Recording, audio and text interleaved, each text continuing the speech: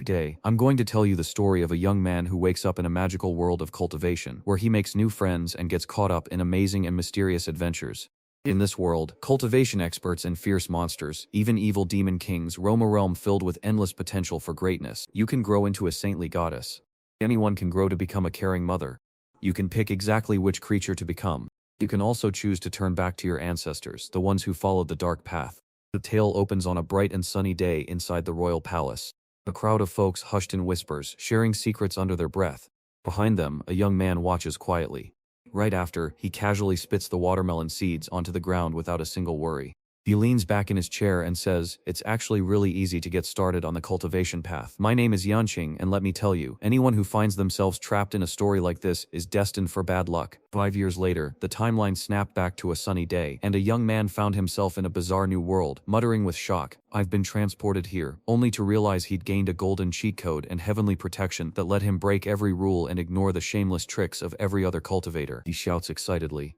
Then he tries to act cool and shouts out "System," but around him there is no answer. He yells desperately, "Golden finger, magic weapon, master, big shot, does anyone still refuse to come here?" Then as time passes, the handsome young man from before now looks 10 years older, dressed in ragged clothes and walking through every corner of the streets, until suddenly, he hears a voice say, "Check your spiritual route." The old man offers a copper coin for a fortune-telling with his ball, and curious young king eagerly steps up to try it himself. Suddenly, the ball bursts into a dazzling light that makes the old man gasp in shock, while young king eagerly asks if he is a genius with a perfect foundation, only for the old man to bluntly reveal that not everyone has a spiritual root, leaving the young man stunned and causing the crowd to whisper that they have never seen anyone without one. Changxing remembers his lonely past where, despite begging to join any sect, he was always turned away because he lacked a spiritual root, and the masters coldly told him to leave since they needed no useless person like him.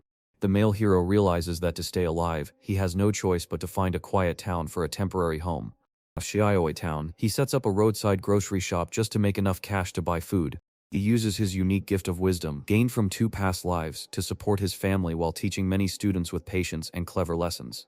Sometimes Yanqing wonders if the quiet life without fighting has made him happier, especially since he's noticed his art skills suddenly getting much better.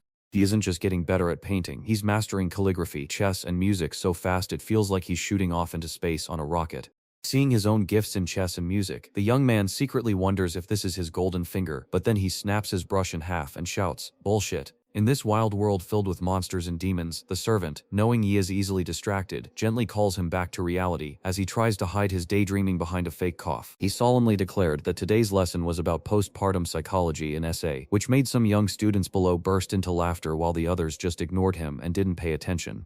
Chongqing snaps, hey, we're still in class," while the students mock the protagonist for believing he can become an immortal just because his parents told him to, reminding him that without a special gift, cultivating immortality is impossible. Feeling betrayed by the student's sudden lie, Yi Chongqing's anger boils over. Just as the children were saved by the arrival of the immortals, they cheered and rushed to say goodbye to Mr. Yi, ready to head to the sect exam and finally escape their boring school days. While the kids run away one by one and the man shouts in despair, "I promise to plant banana trees upside down and wash my hair if you pick me." In that town, people of all ages and backgrounds must pause before a huge crowd. Behind you stands Luang, the lively pink-clad first disciple of the Taishuan Holy Land, while the junior sister, also a disciple from the same place, looks on. The crowd respectfully greets the immortals, and Luang commands that the Taishuan Holy Land's disciple exam begin, which the man confirms and starts as candidates line up one by one to take their turn. The young man stares at the woman in front of him and asks, "What's your name?" She pulls her son close and shouts, "They call us Liuing," but the controller asks if they have a real name, and he sighs inside, thinking these kids are just ordinary and this trip is pointless again. The woman smiles with an apology and says, "Yes, my real name is Li Fing," which makes Luang turn around in surprise when she mentions the name Li Chuinfing. The confused mother asks if her son is sick, but the girl quickly says the name is fine, and the excited mother mentions Mr. Ye gave it to him because he is the smartest person there, so Wei Wang smiles, realizing this town might finally have a hidden master. The man tells the boy to place his hand on the spirit-detecting stone, and the boy listens and does just that. Suddenly, a massive light bursts from the spirit stone. Luang suddenly shouts, "What happened?" while the man beside her stammers, "Senior sister, we struck gold. It's a top-tier spiritual path with the metal element." Li Chengfeng ignores their chatter, but you, the junior sister, feel a thrill in your heart as you realize that a metal spiritual root is incredibly rare, marking a middle-grade genius but leaving an upper-grade treasure like this even more legendary. The woman insists that this is a lucky sign and urges us to rush through the test. The kids huddle together and take turns shouting out their names, with one calling himself Liang Zhao, another going by Xiaoyingyi Zhongshan Fan Hongyan, and the last one simply saying Wang. The examiner gasps in shock as he writes down the names, wondering aloud why these lucky ones keep appearing so often. The notebook glows with such bright luck that it shines on everything around it. Luang shyly asks if Mr. Ye gave everyone their names, and the kids answer right away. Ye Chongqing couldn't stop himself from doubting what he saw, wondering if this truly was the light of a top-tier spiritual path. He recalls his own harsh words, "Your child can't cultivate immortality, I said it," and realizes that in the end, the clown is truly himself. On this side, you, the junior sister, are frolicking on the road, happily telling Lang that the candied haw is delicious enough to make this place a haven for geniuses, while the woman behind you sighs in awe at the spiritual energy, thinking it must truly be a treasure land. The girl suddenly cheers excitedly, "Senior sister, look at these wooden hairpins, they are all very special and beautiful," and Wuang follows her back, thinking to herself, she really is a child, but when she looks at the shop sign, the woman unexpectedly says, "This is," and immediately afterwards, a rush of light grabs her, making her scream in alarm. Bilbi Bichuang tumbles into a strange new world and finds herself staring at a giant sword that says Chunqing Grocery Store, while her confused junior sister keeps calling out her senior sister's name, completely lost. Looking at Wishwang, who looks as if she has lost her soul, the girl asks worriedly, "Senior sister, what's wrong?" After a while the woman turns around and says, "Junior sister, I just entered the 6th level of the Golden Origin Sword Scripture, huh? But Master said that senior sister just passed the 5th level and it will take at least 10 years to impact the 6th level." You, the junior sister, replies. Wang felt her heart swell with awe just by reading the sign, knowing her own power had soared and that the master who carved those words must be a true legend of the sword. She tugs the girl's hand forward, says, "Let's go inside and take a look," and the two women slowly step into the store. Oolong softly asks, "Excuse me," and Wei Chongxing notices the guests and notices the girl staring at the handsome young man with awe, thinking that he looks like a powerful cultivator yet feels completely ordinary, as if he is truly immortal. Watching the elegantly dressed woman before him, the protagonist realizes he's met a wealthy god and thinks, since she won't care about the price, this is my chance to get rich. He opens his mouth to greet you, and feel free to look around at the high-quality items in this small shop. Louis Wang spins around until she finds a big painting, whispers that it just woke up, and before she can finish, the picture surges with attack power, forcing her to scream, "Not good," as she pulls out her sword. The painting hides a power so vast that I can't stop it, making me wonder if a legendary god is behind it, while 7 swords stand ready. The sharp focus of the sword now moves through my body's energy channels and spirit openings. It feels like I'm breaking through again. I have officially reached the 7th level of the Golden Origin Sword Scripture. After seeing that magical world, she rushes to find Yi Chongxing and asks who painted the picture and who the person inside it is, while Luong watches with bright, hopeful eyes as the young man secretly thinks the immortal buyer is serious and he can sell the portrait for a great price today. Then Yi Chongqin quickly replies, "To be honest, both the painter and the person in the painting are me. This painting is just a casual rough practice piece of me." Lan can't believe she's hearing, and she asks in total surprise, "The sword's burning spirit in that painting is far beyond what normal cultivators can ever match." The young man asked, "Please laugh at me," thinking that everyone has gone crazy before. Right now, you, the junior sister, blurts out something that stabs Choning's heart, and it's so rough that your hairstyle and clothes look completely unwatchable. The woman quickly scolded the junior sister, saying her cultivation was too weak to grasp the truth and ordering her to stop talking nonsense. She turns to look at the handsome young man, wondering why someone with such a gentle look could hold such fierce power in his art. The girl wakes up, realizing she can't feel the other person's spiritual power, which makes her wonder if their strength is so great that they are hiding it, especially since this small shop seems to hold incredible luck and a simple portrait might just be the key to breaking her training limit. Right after that, she bowed politely and introduced herself as Luang, a disciple of the Taishuan Holy Land, to show respect to the senior. Qingtil instantly jumps in, claiming he's just an ordinary immortal who can't handle the fancy title, though inside he's desperately hoping she'll stop trying to get close to him so he won't have to pay the price, leaving the woman looking confused when a mortal, with such amazing luck and power, calls himself immortal. I know this elder holds power that can defy death, so his hiding here must be for a very important reason. If I say something wrong, a single sentence that unravels the mystery will surely make the expert very unhappy. The male protagonist feels worried when he sees Luan constantly praising him, wondering if she's so respectful just because she wants to get free stuff from his shop. On this side, the girl kneels and speaks to this amazing figure, making sure she is very careful. Then she shyly says, "Sir, I don't know who has loved painting since childhood, but your work inspires me, so I am honored to call you senior," which makes Yi Chongxing feel like a happy child dancing inside. "I may lack a spiritual path, but when it comes to the art of cultivation, you all are terribly weak. Right after that, he relaxes and tells you, you can wander around freely because this little shop sells everything from paintings to daily needs. You, the junior sister, wander through the shop asking endless questions until Chanqing sighs and explains why he put a dried branch in the vase, insisting it is meant to be a Zen piece. As the girl asks why the fruits are so sticky, the man replies it is a homemade face mask, but then you stop before the statue of Venus to wonder why she has no arms and wears no clothes, only for him to say she is the most beautiful woman in the world. Guan watches the statue closely and thinks, at first it looks harsh and damaging, but deep down it holds a beauty that is hard to put into words. As sure as you can be, those two missing hands mean you'll never quite reach perfection, no matter what you try. She gazed with awe and whispered, this is the wisdom of a master who has touched the divine. This shop isn't stocked with everyday items but only our special pre-products, and Chongqing feels disgusted by the noise and wonders if anyone actually plans to buy anything. Gyo, the junior sister, suddenly blurts out, sir, how much are these 2 wooden hairpins? While the male protagonist silently lifts 3 fingers and whispers the price with deep meaning. The 2 girls answer, we understand, and Chongqing's heart bursts with joy, knowing that whether it's 3 silver pieces or 3 spirit stones, he will make a huge profit. Suddenly, the girl cries out, wait, because they all secretly think that taking a peerless master's treasure is just like insulting him, especially since he is so unpredictable that maybe he's just here to see what real life is like before he starts his own journey. Wiswan keeps turning the ordinary-looking hand in front of her into a holy mystery, revealing that while it seems simple, it actually holds endless secrets where 3 fingers stand for 3 great cups and the circle made by her thumb and index finger means both a finished deal and a valuable coin. This is heaven's way of telling us that our copper coins have done their job. Without hesitation, she lays out 3 shiny copper coins before Chongqing and says, please take these, senior. The young man is so humble right now he thinks he's just a chicken, when in reality he's actually the rice. His heart feels like it's being squeezed shut when he realizes all he got was 3 tiny copper coins.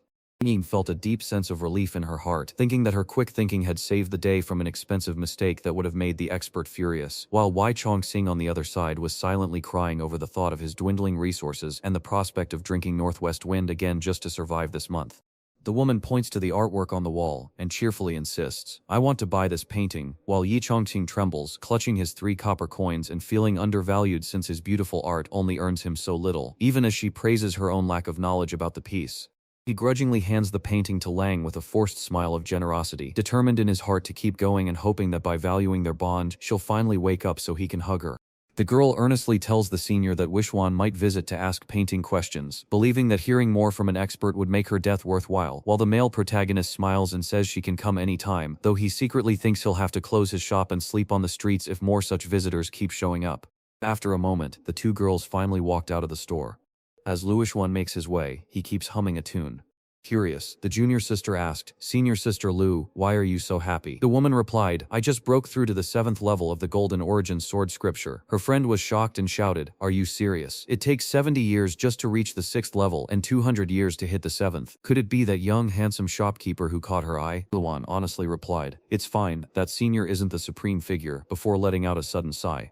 She softly rubs oil onto your shoulders, the junior sister, and shares that today she saw the senior's strength was truly amazing, leaving her unsure if her own growth under his guidance is a blessing or a curse. Then the old man reaches out and pours the wine.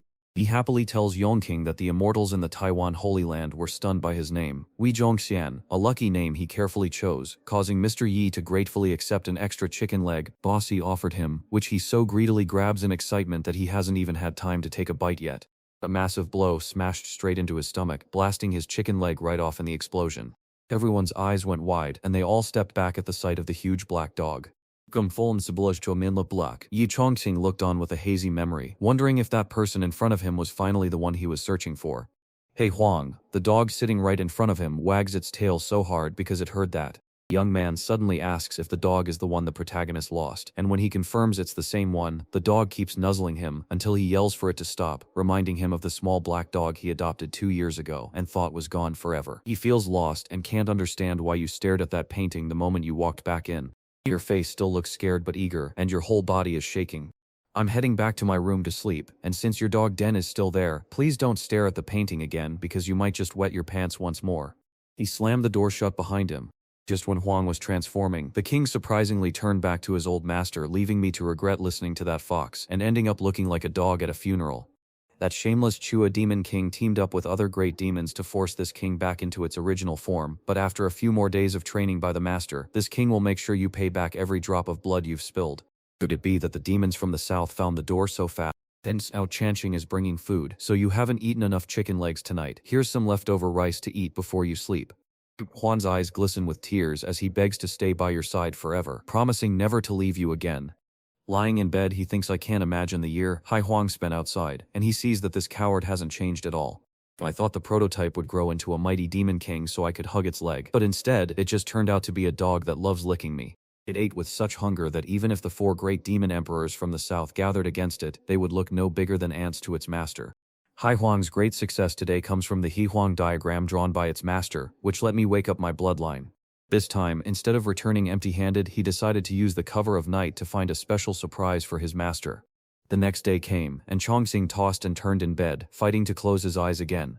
It feels like the bed is smaller because the room seems to have grown around it. He reached out and felt something, but he couldn't quite figure out what that strange sensation was. His eyes went wide with shock. A girl lay right beside him. She stood there, utterly confused and wondering exactly who this person was. The quiet dawn was calm and still. He felt so embarrassed he couldn't bring himself to touch her. Or could it be that he was dreaming with a smile on his face? The strange girl he didn't know was holding him close and sleeping soundly. Chongqing gave her a sharp slap, yet the pain felt all too real. It turned out she was the 9th princess of the Day Kingdom, Yan Bingxin, who slowly woke up confused, wondering why she had just felt someone slap her. She glanced to the side. He waved his hand in a clumsy way and said, "Hello, miss." A hand shot up and Chongqing caught it right in the middle of its power. Bingxin yelled, "Where did this strange man come from? Who are you? Why are you in my bed? And do you even know who I am? Guards, take him away," he shouted in pain, while she barked an order for them to drag him out and kill him, and as Hai Huang's eyes gleamed with excitement at the chaos, the scene felt like a thrilling play. Bingxin struck out with a powerful kick and shouted, "Get out." Chongqing was thrown out into the yard. Hai Huang barked a few times to ask if the master liked my gift, then scratched his head in puzzlement, wondering where that girl had come from. He blamed Hai Huang for letting someone into the house, but he insisted he hadn't just let her in, he had brought her there himself. Bingxin paused, puzzled, wondering how he could have slept at the post station last night and now found himself here, suspecting that the man he just met might be responsible. Peering at his hands, he couldn't even trust a chicken. Looked no part of a high cultivator, yet somehow slipped past the mansion's night defenses. It's wiser to trick him first, but if he truly means harm, I'll call my father and have him chopped into 100 pieces. After a moment of thought, she walked out into the fresh air. Then she screamed out, "Is anyone there?" But the only answer was silence. Bingxin was annoyed and shouted, "Hey, I'm calling you. Aren't you coming here quickly?" Then she hurried toward him. "Tiny thief is still sneaking around here." She stopped in her tracks as she promised to turn your game upside down. "What is this?" The Go board buzzed with a strange energy. "Why does this Go game feel so huge and endless? My head feels like it's about to split in two. Someone help me." Bingxin clenched her teeth in pain. The quiet morning was ruined by Bingxin's loud noise, causing Chongqing to turn his head. Why did the girl change so much after just one night of sleep, and is she trying to trick me? Hai Huang thought to herself, realizing the master's game was a storm of skill and chance that even a powerhouse at the void refinement stage couldn't survive, let alone a young girl from a humble background. Forget it, I don't know who ordered her to be my gift to the master, but I'm helping her this time. Bright flashes of light made Bingxin jump, and he realized it was that same black dog. Fast. It helped me see that the game of Go isn't as mysterious as it seemed. But what's really happening right now? Her strength slowly faded away until she had none left. Hai Huang saw the danger, realized her foundation was too weak to handle the great Tao's pressure, and watched her soul begin to tear apart. They darted straight at her. In that very moment, Chongqing felt something strange shifting in the air. Bingxin gently touched the board's surface. He suddenly said, "It's over," and Xiaoizi showed off his chicken feet, boasting that he had finally figured out the game, while she slowly opened her eyes to see the real world around her. My spirit actually left my body just now, like I had wandered into the gates of hell. I can finally break this Go game's illusion, for this black dog likely already wields the power of a demon king. If that person hadn't acted to split my soul apart, I would have already died. Hai Huang guessed the same, and thanks to my master's great strength, we didn't turn to dust in this dangerous secret realm of the Go game. Changqing asked worriedly if she was okay, and she thought to herself about how amazing it was that someone could set up a Go game that could reverse life and death with a wave of their hand while keeping a demon king-level black dog as a pet. Could this be the hidden great power whispered about in the ancient books? And I struck him and then chased him out of the place. He kept asking if she liked playing Go and wanted to play 2 games, but she was so scared by the old man's unpredictable nature that after losing the first game, she immediately bowed her head in shame while the match was still fresh. No way, how could that junior kid show off right in front of an older one? Chongqing felt happy and content, admitting that after years of inaction, he could only focus on learning new skills, and he laughed at the question of why they kept calling him senior since he didn't look that old at all. Ping Xin's sweat showed he was worried, wondering if that senior had truly reached the highest level of power. He quickly switched the topic and asked, "What's your name? Where are you from?" She watched his every move, and raising his hand felt like it was glowing with a scary, powerful energy. This little girl is Yandingxin from the Imperial Yan Kingdom, so she must hide her true identity to stay safe while her father Chongqing keeps playing Go, and judging by her look, she seems like a powerful cultivator who might have trained with a master. She answered, "Not yet, my family's masters still guide me." And even though he kept a calm face, that's just how things are. Deep inside, his rage twisted his face as he thought, how can normal folks invite a handful of mighty immortals? It's so infuriating. Meanwhile, the two of them sat in silence, quietly playing a game of Go. Chongqing set the white piece down. "Miss Yen, what can we do now to get this black piece out of its trap?" She froze in shock as she realized the black piece was completely trapped. Then she felt as if she were drifting through the air. "I can feel a huge thick flow of the great Tao moving through this world, and it still holds the mysterious power of the heavens. This mysterious heavenly power feels much kinder to me now that I'm still just building my foundation, unlike its fierce anger last time." She started panting as I broke through the foundation setup once more. Chongqing cried out, "Miss Yen," and she was so startled that she suddenly found herself awake. He waved his hand and told Miss Yen to forget it, saying all cultivators seemed to have that same sickness, while Bishin bowed and asked what kind of Go game he was playing before he turned his back and walked away. "Since I have nothing to do, I'm just hanging around to find some fun." After taking a few steps, he said, "5 in a row, go," while she stared intently at the 5 in a row that had gone before. He Huang rushed over, grabbed her skirt, and pulled her away, saying, "Little one, don't get greedy. If you go any deeper, I won't be able to save you." She simply couldn't stop staring at it, and I had to admit, I just wanted to take a quick look too. The sun kept shining brightly over the Taiyan Holy Land. Inside the noisy main hall, everyone agreed that Jin Shui had to be taken off the list. Tianshan stepped forward to tell the flustered Youngshan to settle down, while Yuanshan angrily explained that their Lingshan Peak sits at the bottom of the 7 peaks because its barren lands have failed to grow a single seedling for centuries, only for Juan to calmly ask why anyone would call it wasteland, and Yuanshan to sharply order her to stop talking nonsense, reminding her that Xinshai is their revered sect's ancestors' ascension ground. Shingan told the furious Yuan to calm down and find the reason for his stagnation himself, reminding him that while he and his disciple Lu Wang have been stuck at the same bottleneck for years, they still expect to find a legendary dragon or phoenix among humans. "Let's hear about this year's enrollment situation," he continued. He said to come in, and the person stepped right inside. He introduced Lai Chaming, a truly rare genius said to be the most handsome holy son of the Taishian Holy Land with 2 special spiritual paths, and said he was greeting all the masters. Yuanjian laughed at the shame, while Chanshan nodded in agreement, reminding everyone that they'd all seen him pull up his pants before. He coughed in an awkward way as the Taiyan Holy Land welcomed 180 new disciples, most of whom came from Changyang, Dongai, and Ani, despite having weak spiritual roots. Hiju felt so excited because all the lands now belonged to a Guang Peak, and Chinga cheered for Juju's amazing harvest. Chening kept reporting, "There are 72 disciples with average spiritual roots from Yeyang Shang and Yaming," while Qing teased Yangji Shang, "Our Chewing Peak is better than last year again, but why are there no disciples with weak spiritual roots in Yangshai?" as he trembled with anger. Then he suddenly whipped out his sword. "The place where the old ancestor first rose is nothing but garbage, so I'm gonna blast the whole of Xiaoxi into the ground." Changing was still reporting when he froze in his tracks, spotting Jin Xiaowai standing behind him with his elite disciples, the 7 top-tier ones among them. "You can't be serious, 7 top-tier disciples from Jinshio." He cheered loudly as the Taishin Holy Land and Sherbu Jian celebrated finding amazing new disciples. Everyone was stunned, whispering that it was impossible for dozens of cultivation geniuses to suddenly appear in Jinshaowei over the last 3 centuries when only one had ever existed. Yuan Zhen spoke with a sharp warning tone, asking why only his disciples were permitted to lead 3,000 people or possess such powerful spiritual gifts.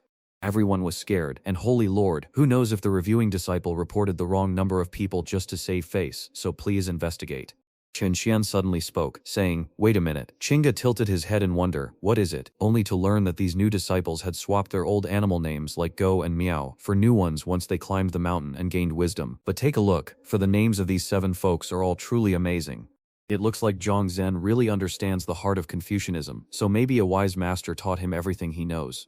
Lin Zhao shines with a mysterious otherworldly grace, while Wanga stands tall and commanding, and Li Chanfeng carries a calm spiritual air like a Taoist master. The one who taught these disciples be someone so great that they mastered both the ways of. They all thought exactly the same thing.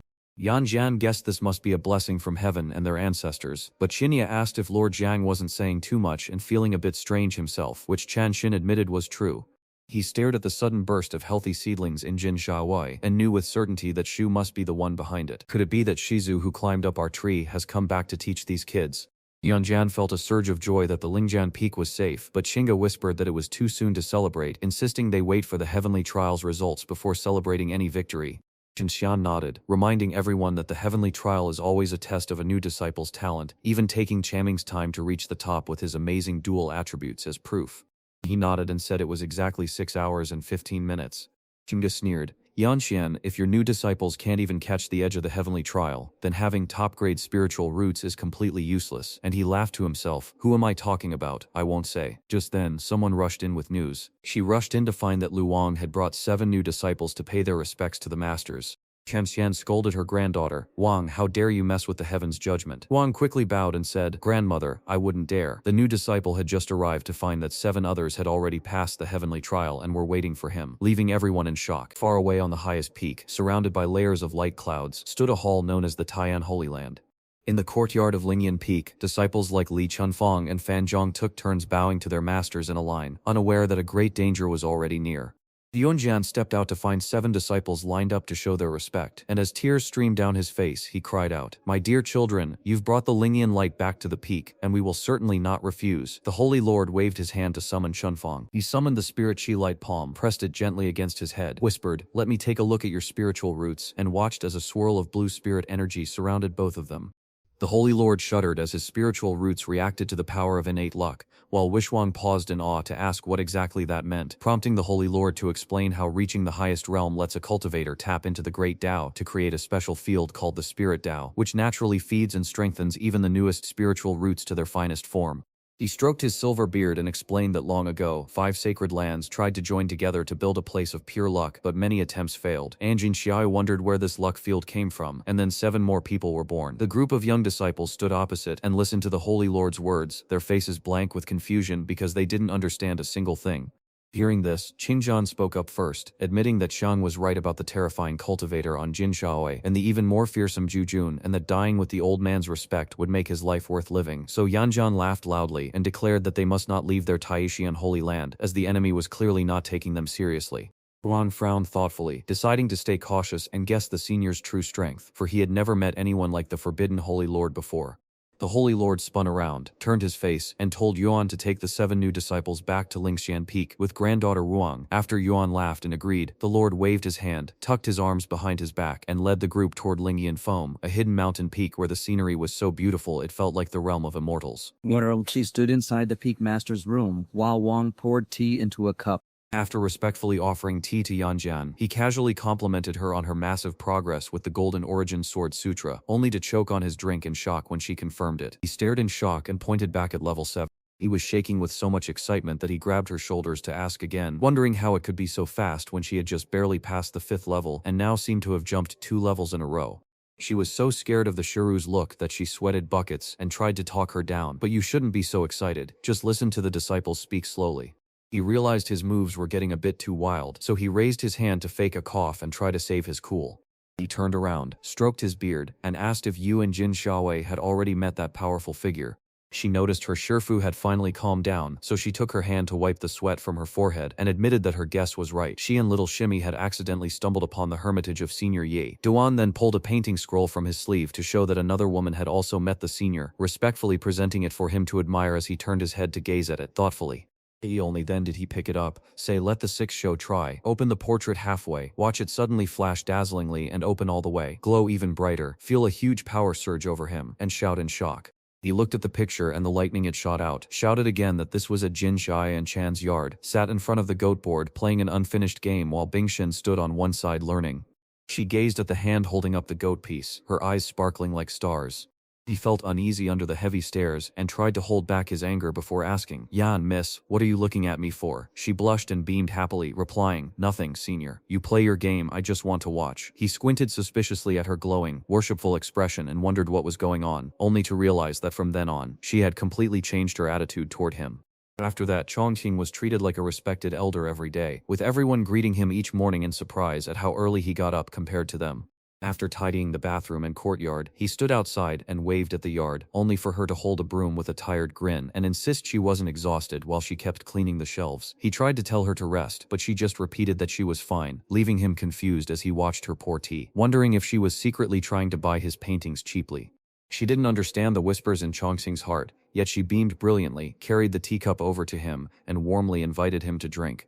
With a tired frown, he admitted that she couldn't stop herself from being drawn to his good looks and strong body, so he let out a proud smirk and smoothed his hair to look even better. With a shy but confident smile, he thought, I won't treat her badly, placed the chess piece down, called out her name, winked, and enthusiastically invited her to buy ingredients later, so he could cook his new special braised pork in the lively, bustling Tasha town market. Chongqing walked with her to the market, where everyone waved hello to Dash. When he reached the vegetable stand, he paused while she watched from afar, silently admiring how dignified and graceful he looked, knowing that everyone respected him wherever he went.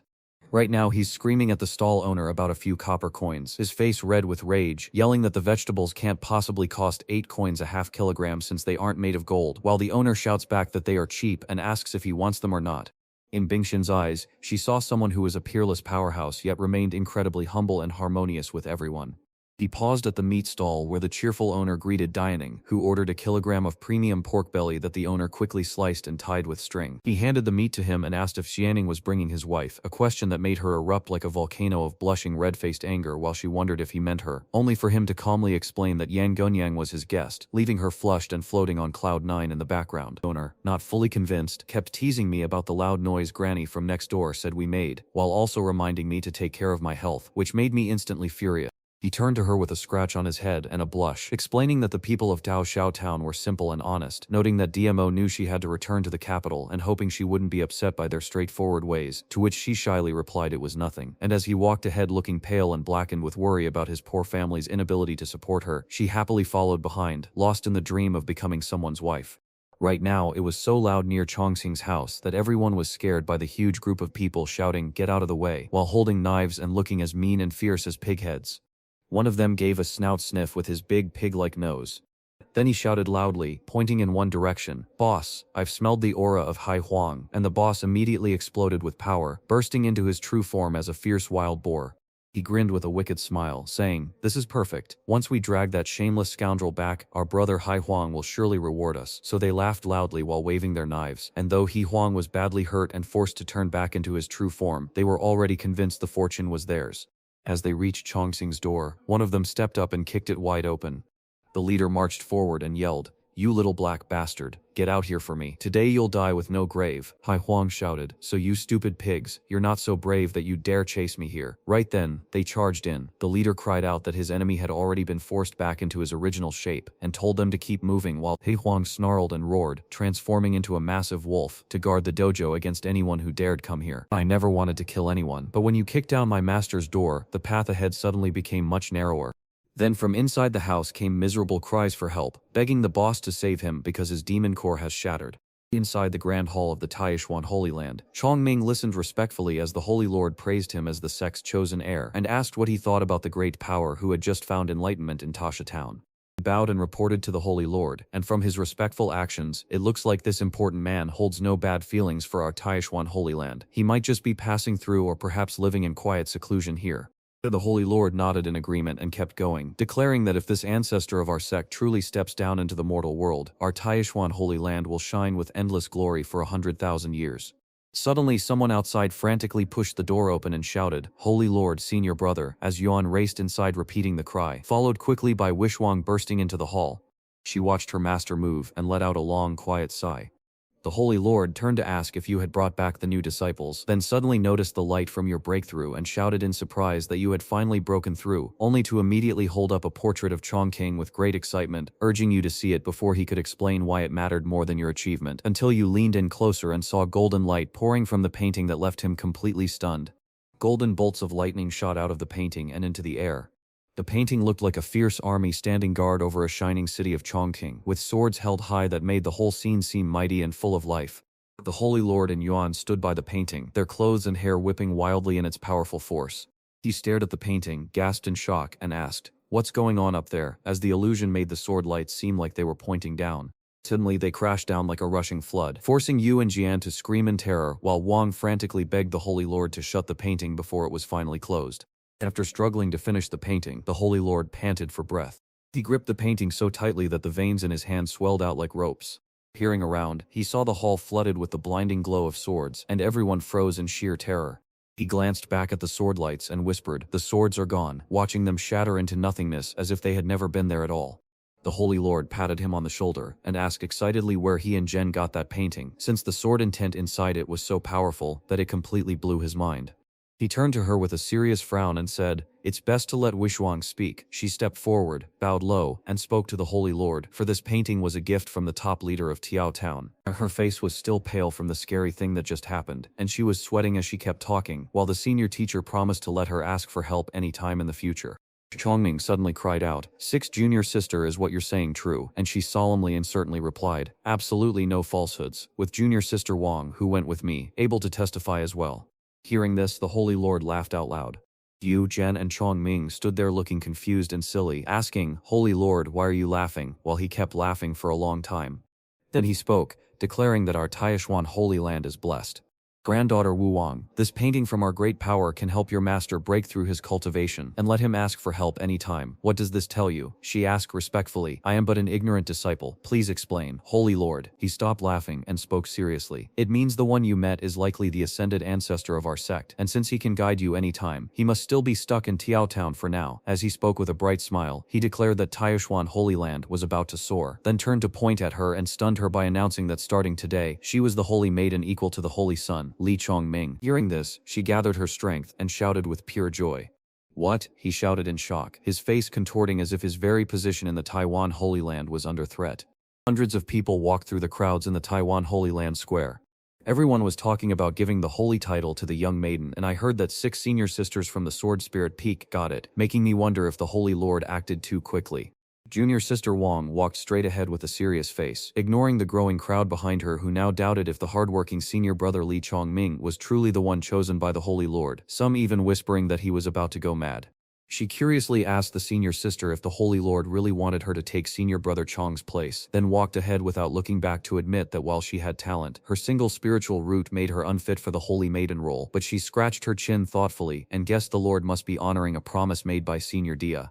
Junior sister Wang blinked her eyes wide and asked cutely if the Holy Lord thought the handsome shop owner was so powerful, while secretly wishing she could become a true Holy Maiden through more lessons from Gia Sr. Meanwhile, dark circles had appeared under Chongming's eyes as he leant against a tree, sobbing listlessly about why Master chose junior sister Wang instead, unaware that someone was watching him from behind. Then the girl walked over, sat beside him, placed a comforting hand on his shoulder, and reassured the senior brother not to worry, perhaps because Lu Wang had accepted a few disciples with top-grade spiritual roots, and when she later went to Tasha Town, the Holy Lord had only granted her a reward. Hearing this, he stopped crying instantly like he'd just woken up and realized, Tiao Town is the key. Junior sister Wang must have met the ancestor there to get her chance. He stood up with a wicked grin, his face twisted in disgust, while lightning crackled around him to make him look even more evil, leaving the girl beside him completely confused. He gathered spiritual energy around his hand and waved it. He yelled out loud, "Where is my sword?" And the power around him jumped up to bring his blade right to his hand. Before she knew what was going on, a burst of his spiritual energy struck her, blowing her clothes and hair all over the place. Chongming zoomed through the sky on his sword, shouting with excitement that he just discovered he was a genius with rare spiritual roots, meaning the ancestor would surely reward him with guidance to make junior sister Wu Wang no longer a threat. Suddenly a dark shadow burst into the sky above the Taishuan Holy Land, slicing forward on a blade at lightning speed. Back in Tiao Town, Chongxing walked along humming a quiet tune while Bingshan trailed close behind, carrying a wooden bucket. He spun around quickly and demanded, "Yan Gunyang, you still haven't explained why you were sleeping in my bed that day." She shyly blushed and answered, "I don't know either. Even as I lay down to sleep, I was plagued by an itch that crawled over my entire body." She opened her eyes to find Dia Shanning still holding her, and remembering that touch made her blush even harder. Upon hearing this, he felt a flush of shame and stammered in shock, "Stop. Don't talk nonsense. I didn't do anything." But before he could finish, she seized his hand. She stared right into his eyes until he turned bright red with embarrassment, then told Dianing, "Someone like you wouldn't even care about something so small." "We are meant to be," she said, and her eyes sparkled even more. Hearing this made him freeze, his eyes going wide with panic, his head spinning and his face still flushed as he wondered if she had misunderstood him. "I'm so into these basic things," he admitted, and just hearing it made his dog ears nearly pop out and his face look worse than ever. He squeezed his lips shut, while tears rolled down his face, curled his fist, and sobbed like rain, thinking bitterly that his lack of power made him afraid to act in front of the capital's wealthy families, even as she gazed at him with bright, innocent eyes. Then he saw something right in front of his house. He stared in panic at Chongming's shaking form, wondering who that person could be in this terrifying moment. Suddenly, he screamed in shock. This Tao Town must be hiding a demon beast of this terrifying level. Just 15 minutes ago, Chongming had flown his sword right to Tasha Town.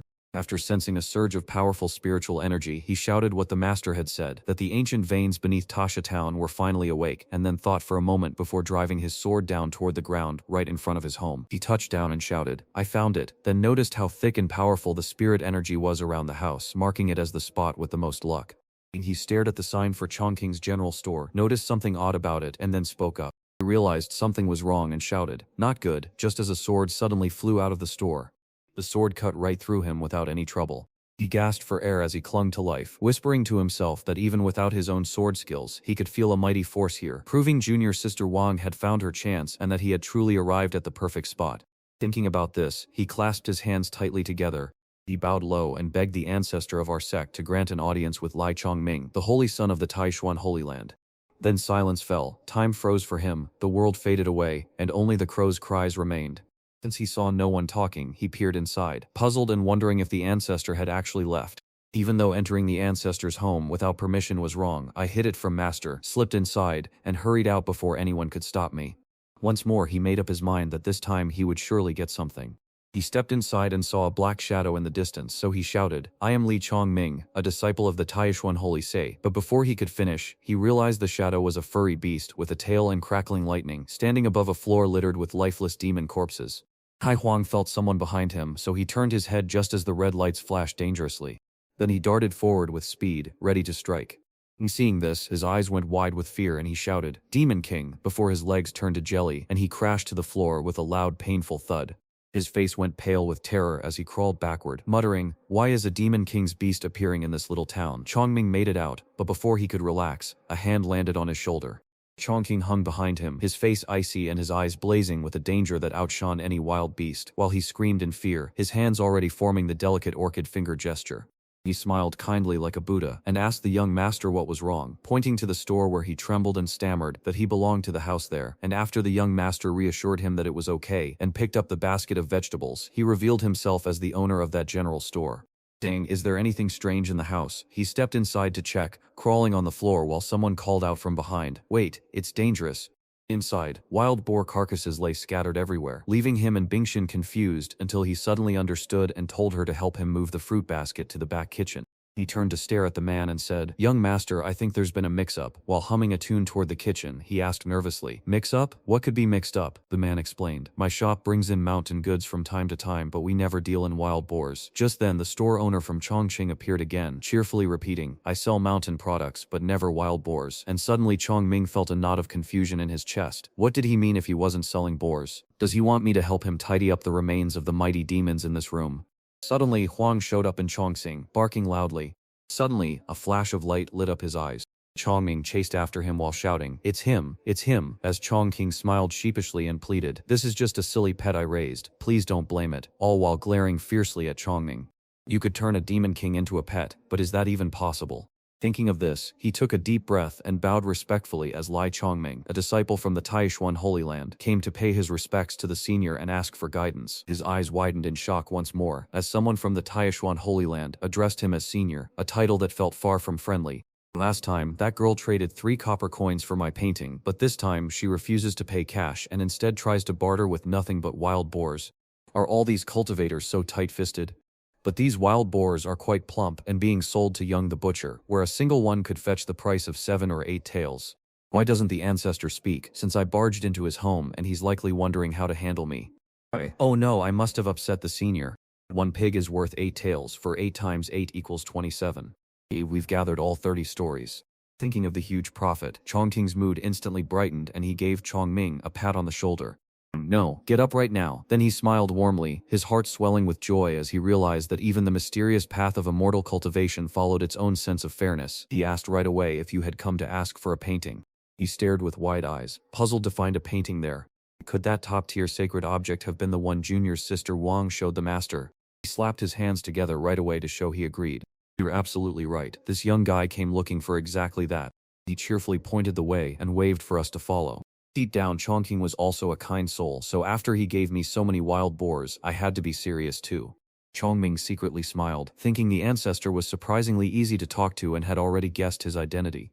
A legendary holy son with a rare double spiritual heritage, who graces the Taishuan Holy Land for 30 years straight and is hailed as its most beautiful being, appears only once every 1,000 years. Thinking of this made his eyes sparkle with excitement. I played happily under the setting sun in the Taishuan Holy Land, and that was my youth without regrets. Chongqing quickly spoke up, asking what words were needed, to which he replied that smooth sailing comes from helping oneself, that harmony brings prosperity to all, and to take advantage of the help of heaven. When he gave no answer and just grinned like a fool, I couldn't help but wonder why this young man seemed so stupid, especially since I was originally worried about him seeing my true form. Chongqing couldn't help but worry as Hai Huang's gaze fell on Chongming, and before the master could scold him, the creature snapped its jaws and bit hard into his hand. He instantly looked worried and asked, "What's wrong?" He gave a slight flustered shake of his head and said, "Nothing, just keep on going." "Alright, then I'll show off a bit," she said, only for the 9th princess to suddenly appear with a smile, greeting him and announcing that his ordered items were ready, before she burst out in surprise. "The senior wishes to put their pen to paper and craft beautiful calligraphy. Lean back and let me take the grind on that ink for you."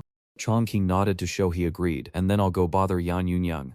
Chongming was suddenly swept away without mercy, and the only sound was the frantic cry to keep moving. Ding Zhen felt a surge of excitement as he started to grind the ink. Her eyes sparkled as she looked at him while I got lost in a senior Y chess game, wondering if the art of calligraphy held endless secrets about justice and truth. Chongqing mixed the ink as he remembered. Back then, my brush and the paper were only an inch apart. By the time the incense burned down a quarter, anyone who looked at his calligraphy would be totally in love with me, as if he and the painting were one, letting Bing Zhen see that Yaning had completely lost herself in it, while Chongming, so awestruck, knew this was likely a one-in-a-lifetime masterpiece for him. As Chongqing's strokes began to form a picture, he gasped in surprise. "This looks like Chongming and Bing Zhen have been magically transported to a magnificent mountain forest." The scene was so real they could see the 9th princess's hair dancing in the wind. She stared blankly, shouting that Senior Yi's godlike mastery of the brush made her feel like the perfect match, while Chan Ming cheered excitedly right along with her. "I feel it too. I can feel Senior Yi gripping the brush, soaking it in ink, and pouring his true heart and raw energy onto the page." "No, it's luck," he said, then froze in sudden shock at the scene before him. It's Chibian Owen and Fu Xiao Xiangan, because the real magic is finding the surprising twists hidden inside things that never change, and the talisman only shows us a tiny slice of those endless wonders. Chongqing finally put down his pen, rubbed his shoulders with a satisfied smile, and thought to himself, "Not a bad job." He turned his head to see the two people standing there. "What's gotten into you two again?" When they didn't move, Chongqing quietly stepped forward and rested his hands on their shoulders. "And why are you both just standing there frozen like statues?" "I say, Lagoni, you've been acting this wild 3 times today. If you're sick, fix it fast." He suddenly woke up and bowed, saying, "Respectfully, the senior's realm is divine, and I've gained so much from it," suddenly showing great humility, even though a few less skilled ones were happy inside. One of them was smart enough to finally speak up. He rolled up the calligraphy and quickly handed it to Chongming, saying, "This is a gift for you," to which Chongming bowed in reply, thanking his senior. "Please, sir, tell us the name of this beautiful hand-drawn art." Chongqing quickly put on a thoughtful face, though he'd originally painted it just to say thank you for your gift. "Just call it Holosicia and later give a gift in thanks." Changing meant she had to spend time thinking again, because later on, her good deeds and how she carried herself would show that kindness always comes back to you. It turns out the senior is a power great enough to rise to the upper realm and speak words this deep. But I follow the Holy Lord Shuan to grow long, yet this calligraphy holds a rare sword luck that makes me wonder if my old path was wrong all along. No wonder my power has been stuck for years. Maybe my true goal is to master the spirit of the sword. Chongqing also explained, "I can't help you with the rest. Take it back and think about it yourself," while Chongming hesitated. He secretly thought to himself that Shu was urging him to find his true purpose and a way forward, and in that moment, he clenched his fist with new determination. After saying goodbye to the two people, Chan Ming couldn't shake the worry that leaving the long life path meant losing his Holy Sun title, so he quickly called out to his senior, "I'm sorry, but I need some time to think." Chongqing stood frozen with a furrowed brow, completely baffled by his friend's strange words. I simply asked him to bring the calligraphy back to decorate his big house. After coming back to the Holy Land and spotting the Holy Lord Shuan sipping hot tea, Chongming just walked into the courtyard. I walked straight up to Shizuan and said, "This student has no respect for you." Then he broke down crying, proving early on that this disciple wasn't meant to be the Holy Son. Chongxian sighed with disappointment, remembering how Chongming had been raised as the Holy Son from such a young age. Suddenly, another holy maiden appeared, and he must have been just as worried. He moved softly over to his side. Chongming, stop feeling down, for this teacher will now tell you everything without holding back. He stammered. No, Shirine, this disciple doesn't mean that, while Chan Shan gently explained that the hermit from Shaowai Town cares deeply for Wu Wang and is always ready to guide her. With a cultivation level so terrifying it made others shake, the Taishan Holy Land was likely already under his watch, leaving Sherwin no choice but to play his final desperate card. Chongming cut in right away and said, "Listen to this disciple." He turned his head and put his hand on his shoulder. "I hope you can see how hard it is for this teacher." Even if Chongming tries to explain, Shizuan listens to his disciple. "But please just listen to this disciple." Nan Shan knew he couldn't escape it, so with a heavy heart he said, "Speak." He didn't hesitate to grab the chance, because that disciple had just gone to see that senior today. Suddenly the air went dead quiet around the two of them. He flew into a rage and slapped Chongming, acting so recklessly. He hid his face and cried out, "Shuan, why did you hit this disciple?" Chongxian shouted back in anger, "If the ancestor is resting quietly, it's only natural he doesn't want to be bothered. You didn't know that, so you went there on your own, and if you had angered him, our whole sect would have faced disaster." He explained quickly, adding that the senior wasn't angry at all, but instead gave this disciple a calligraphy painting. Hearing this, he suddenly changed his face and shouted, "What? Hurry up and bring it here for me to look." Chang Ming respectfully handed it over with both hands. "The senior master Shirawin told me in this painting that I've picked the wrong path to grow stronger," he explained. Chongxian glanced around but saw nothing special. The ordinary scroll wasn't even as beautiful as that girl, Wu Wang. The ancestor just went about it casually, but the silly boy Chongming actually believed it was real. Chongming will always remember the day he chose you to be his holy son. You are chosen solely to guard this sect's deepest secrets and the path to eternal life under this master. Being that he still believed it, he immediately cut in with no buts, then handed Wu Wang a stunning painting that truly holds the great sword intent Wu Wang has been cultivating. "That painting of yours is just a scrap of Xian paper." The ancestor knew that the moment he tore open the envelope, he would be greeted by wonderful surprises inside. Hidden inside was a deep truth. The greatest magic of change is found in the surprises hiding within things that never seem to change. And while this talisman shows only a small part of the endless world, it points to something far greater. All at once, tears started pouring down his face. The ancestor is an unpredictable figure who uses a simple poem to reveal the true power of sword luck to Chongming, having seen Wang's painting but knowing its inner realm is far inferior to the one the senior gifted Chongming. Chongming truly be the one destined to wield a blade. Right now, tears were rolling down his face. Seeing Chanshan standing silently in thought, he panicked and shouted, "Shirzin, Shirzin," which suddenly woke Shirzin up. Zhongming stared blankly and asked Shiruan what was wrong, so Shiruan gently took his hand and explained that the senior was actually saying his sword skill was even higher than that girl Wu Wang's, leaving Chongming wondering what Shiruan really meant. Chongxian gave a small nod, reminding us that as the Holy Lord and son of Taishan, we must never defy the senior's wishes. From now on you will take Chubiano Buban Fushaoyang as the heart of your sword, and let it guide your path of the blade. Go. And upon hearing this, he bowed his head instantly, ready to obey. Chongming didn't hesitate and took off at once. Chongxian stopped at the door with a sad look, trying to shout that you must remember what your master expects of you, and turning his head to look back with gratitude before his figure slowly vanished and his disciple understood. Everyone shouted Holy Lord Shang as Qingyi wondered why they were summoned so urgently, only for Chang'an to announce that Lord Shang, the Taishin seed of the longevity Dao, had returned to the Holy Land, leaving the three of them to whisper sadly that perhaps he fell into a dark trance while working last night. He dropped his voice instantly. "Alright, hush now, for this old man has two things to tell you today. First, this old man told us 2 days ago that he wants to give the title of Holy Maiden of our Taishan Holy Land to that girl Wang, but without removing the Holy Sun. Instead, he plans to use this Holy Maiden as a bridge to get the elders of Xiaowei Town to trust him more. Next month, the legendary martial arts conference of the two great holy lands, Taishan and Ziqing, which opens only once every 10 years, will finally begin. They are facing a team full of the best players in the game. The best young heroes from the Ziqing Holy Land will face off against the mighty Holy Lord Xian at Taisian Mountain. Take this chance to push your students to train hard and never be lazy." Qini quickly asked, "Holy Lord Shang, in past martial arts contests, disciples always win or lose, but your chess match against Deepening has never ended in defeat." Yuanjian added, "Exactly, my lord. The one who needs to practice hardest is probably you." As everyone kept bringing up old scores, Chan Zhen grew resentful, thinking, "I lost once and lost a mid-grade spirit treasure and 10,000-year-old herbs. All my assets are gone." He muttered, "I'll skip the Holy Lord's martial arts conference next time and claim I'm in deep meditation." He instantly flew into a rage, bellowing, "What are you saying? Does this old man fear losing his spirit treasures and herbs? This old man believes Zijian's 4 water-spitting dragons can read every trick in the game, a sight so rare he just can't stop watching. You aren't the kind of folks who enjoy playing chess, so you wouldn't get it, and I just can't figure it out." Yuan Jian smiled at Xiang.